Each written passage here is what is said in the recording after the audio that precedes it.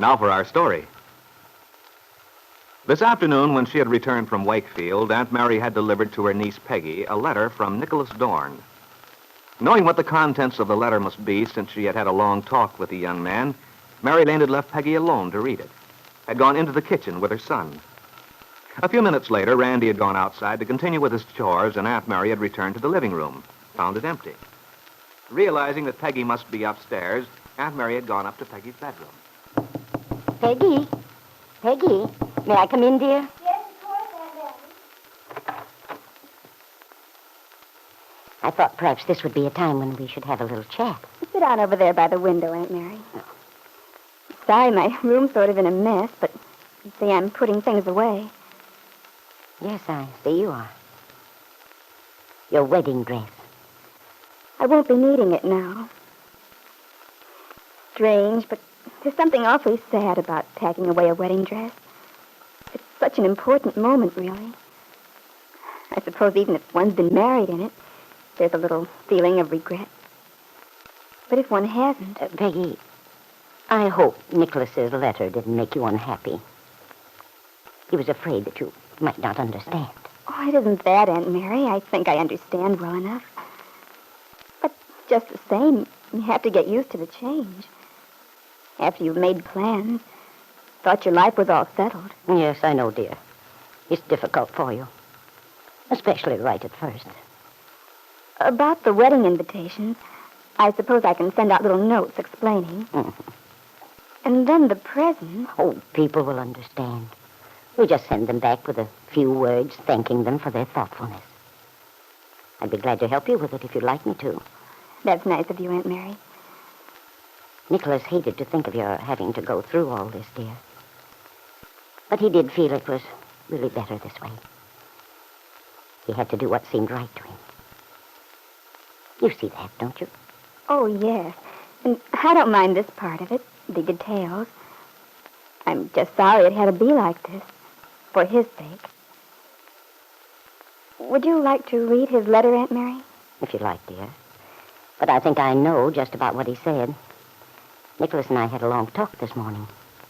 The main thing worrying him was that you might be unhappy, even temporarily.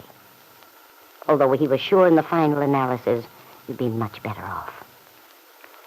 And I think he was right. I'm honestly glad it turned out this way. Glad, Peggy? Yes, I am. I mean, for Nick's own sake. Oh. Well, dear, I believe in the long run it is much better. For both of you. Nicholas didn't say much about his plans for the future. Did he mention anything to you? What's he going to do now? No, not a great deal. But I had the impression he felt very differently about things, about life in general, since he came here to Wakefield. It was a new experience to him, you know, living in a little town like this, sharing the problems that came up. He says he feels much enriched because of it. Well, in a way, Aunt Mary, the best thing that came out of the whole business was Nick's getting to know you. You helped him so much. And, you see, Nick had a sort of hit-and-miss childhood. From what he told me, I gathered he never did have much home life. That's why he used to love coming out here so much. Talking to you and kidding with Randy and Lefty. It made him feel as if he belonged somewhere. That makes me very happy, dear. I only hope he finds a place of his own someday, where he really feels happy. Yes, indeed. So do I. If only he hadn't fallen in love with me, Aunt Mary. When I first knew him, we used to have so much fun together. And he's such a wonderful person. Sensitive, generous. That's true, Peggy. That's why I feel sure he'll eventually find the happiness he deserves. With the right girl. Yes. And I certainly wasn't the right girl for him. I'm sure I would have made him miserable. Well, Peggy, since you didn't love him, I'm afraid you would have. I guess I've known it for a long time, too, Aunt Mary. But I got into such a state of mind, I didn't know what to do. I didn't want to make him unhappy. So I tried to tell myself that perhaps we could work it out somehow. I guess it was foolish of me. Not foolish, dear. Just young. Everybody is stubborn when we're young, dear. That's why a parent's job is so difficult. We want so much to tell you children what is best, knowing from our own experience. But we can't force our opinions on you. We can only advise and pray that you will be given the wisdom to do the right thing before you make a mistake that can't be undone. I want you to stand up for what you think is right. Heaven knows I can make mistakes. Oh, but a marriage to Nicholas would have been wrong for both of us. And I just went blindly along, refusing to face the consequences. We would never have been able to adjust ourselves. I'm glad you see that, Peggy. Marriage is not an easy adjustment to make, even when both the husband and wife are in love. You need so much understanding, willingness to see the other person's side. And I was only looking at my side of it. Poor Nicholas was so sweet and considerate. And I was willing to accept it, knowing I could never return his feelings for me. I'm ashamed of myself, Aunt Mary. And then it's all right, dear. When we're ashamed of our mistakes, then we're learning. We're growing up. It's only when we cling to mistakes, try to justify them, that we bring unhappiness to ourselves and others. Right now, perhaps Nicholas is unhappy, but later he'll be grateful. And your friendship will be something precious to both of you, as it was intended to be all along. I do hope so, Aunt Mary. Hey, where is everybody? We're upstairs, Lefty, in Peggy's room. Come on up, Lefty. Hey, what goes on here? You two having a coffee clutch? Just catching up on a few things, Lefty. Randy with you? No, he's outside. I just talked to him and told him the big news. What big news, Lefty? You're all excited about something. Yeah, I guess I am. I don't know whether I'm glad or sorry. Well, tell us. What's happened? Well, I just came from town, you know. I ran into, what's his name, that bailiff from over at Huntsville? Oh? Yeah. He told me something that really gave me a jolt. You remember when you and Lisa came into the courtroom, Aunt Mary, the last day of the trial? Yesterday. Good Lord, so it was. Only yesterday. Somehow it seems longer ago than that.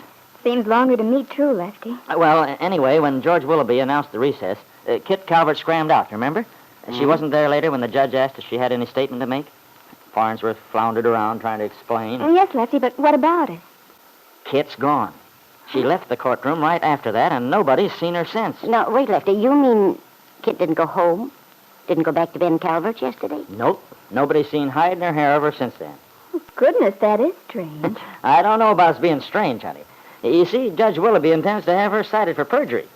The way I figured it, Kitt knew darn well when she saw Aunt Mary come in with Lisa, she knew the jig was up then and there. So she ups and takes a powder. She's crazy like a fox, that gal, because she must have known how mad her father'd be. Yeah. Ben would be bound to be provoked after what happened. Provoked? Why, Aunt Mary, I'll bet he's so hopping, all fired mad he can't see straight. Kitt's made him look like 2 cents, and don't think he doesn't know it. But, Lefty, has Kitt actually disappeared? Doesn't anyone know where she is? Not a single clue. She took that fancy green Lincoln Roadster of hers and cleared out, that's all. Well, They've been looking for her, all right. But so far, they haven't been able to pick up her trail. My theory is she probably drove somewhere, to some town around here, parked her car in a garage and hopped a train to New York. she might have, Lefty. Or else, Or else what, Aunt Mary? nothing. I was just wondering. And a few hours later, a long green roadster sweeps around the curved driveway, parks before a fashionable Florida hotel. A young woman gets out, her face haggard from strain and fatigue. It is Kitt Calvert, who enters the lobby, goes straight to the house phone, and asks for Paul Cromwell. But I wonder, Kitt, if Paul, to whom you lied, Paul, whom you tricked and deceived, will be willing to help you now that you need him.